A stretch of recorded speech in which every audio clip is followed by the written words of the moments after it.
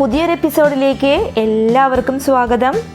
നമ്മൾ ഇന്ന് vanilla cup കേക്കാണ് തയ്യാറാക്കാനായിട്ട് പോണത്. ഇത് തയ്യാറാക്കാനായിട്ട് വളരെ എളുപ്പമാണ്. വളരെ കുറച്ച് ഇൻഗ്രീഡിയൻസ് കൊണ്ട് നമുക്ക് അടിപൊളി ഒരു കപ്പ് കേക്ക് തയ്യാറാക്കിയെടുക്കാം. ഇത് നല്ല സോഫ്റ്റ് ആയിട്ടുള്ള കപ്പ് കേക്കാണ് കേട്ടോ. അപ്പോൾ ഇത് കഴിക്കാനും പല്ലില്ലാത്ത ആൾക്കാർക്കൊക്കെ കഴിക്കാൻ നല്ല സുഖമാണ്. അപ്പോൾ നിങ്ങൾക്ക് വീട്ടിൽ മുത്തച്ഛനും മുത്തച്ഛിമാരൊക്കെ ഉണ്ടെങ്കിൽ ഇതുപോലെ കപ്പ് കേക്ക് തയ്യാറാക്കി കൊടുത്ത് നോക്കൂ. അവർക്ക് ഒരുപാട് ഇഷ്ടപ്പെടും.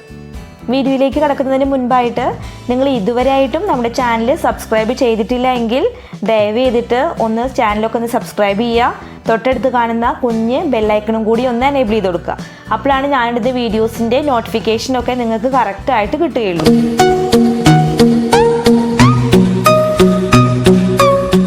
വാനില കപ്പ് കേക്ക് തയ്യാറാക്കാനായിട്ട് ഞാനിവിടെ മെഷറിംഗ് കപ്പ് കൊണ്ട് 1 കപ്പ് മൈദയാണ് എടുത്തേക്കുന്നത്. ഇതിൻ്റെ കൂടെ തന്നെ 1/4 ടീസ്പൂൺ ബേക്കിംഗ് സോഡയും 1 ടീസ്പൂൺ ബേക്കിംഗ് പൗഡറും കൂടി ചേർത്ത് കൊടുക്കുന്നുണ്ട്. ഇത് നന്നായിട്ടൊന്ന് മിക്സാക്കി കൊടുക്കാം. അതിനുശേഷം ഒരു അരിപ്പ വെച്ചിട്ട് 2-3 പ്രാവശ്യം നന്നായിട്ടൊന്ന് അരിച്ചെടുക്കണം. ഇനി ഇതൊരു ഭാഗത്തേക്ക് മാറ്റി വയ്ക്കാം. അതിനുശേഷം 2 കോഴിമുട്ട, റൂം ടെമ്പറേച്ചറിലുള്ള 2 കോഴിമുട്ട ഒരു നനവൊന്നും ഇല്ലാത്ത ബൗളിൽ എടുത്തിട്ട് നന്നായിട്ടൊന്ന് ബീറ്റ് ചെയ്തെടുക്കാം. ആദ്യം ലോ സ്പീഡിലിട്ടിട്ട് അടിക്കാം. അതിനുശേഷം ഹൈ സ്പീഡാക്കി കൊടുക്കാം. നന്നായിട്ട് ബീറ്റ് ചെയ്ത ശേഷം ഇതിലേക്ക് 1 കപ്പ് പഞ്ചസാരയാണ് ചേർത്ത് കൊടുക്കുന്നത്. ആദ്യം പകുതി ചേർത്ത് കൊടുക്കാം. അതിനുശേഷം ഒന്ന് ബീറ്റ് ചെയ്ത ശേഷം രണ്ടാമത് ബാക്കിയും കൂടി ചേർത്ത് കൊടുക്കാം. അങ്ങനെ മുഴുവനായിട്ടുള്ള പഞ്ചസാര ഇതിലേക്ക് ഇട്ട് പഞ്ചസാര അലിയുന്നത് വരെ നന്നായിട്ട് ബീറ്റ് ചെയ്തെടുക്കാം.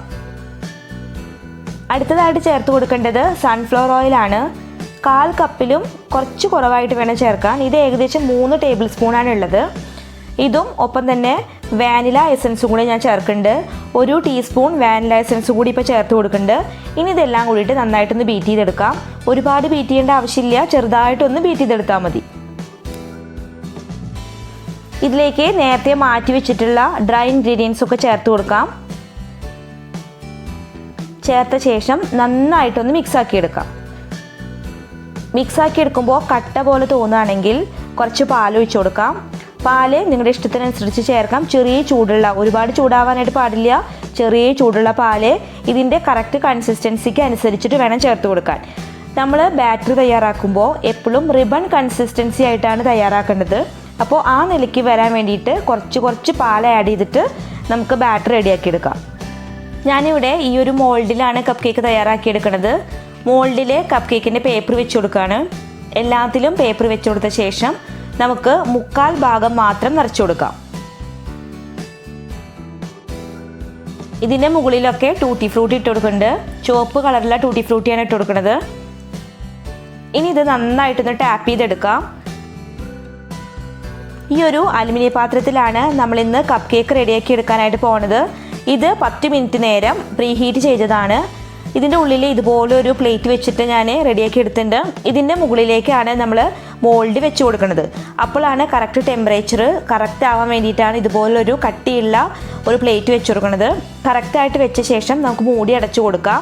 അതിനുശേഷം ഒരു 45 മിനിറ്റോളം നമുക്ക് ലോ ഫ്ലെയിമിൽ വേവിച്ചെടുക്കണം.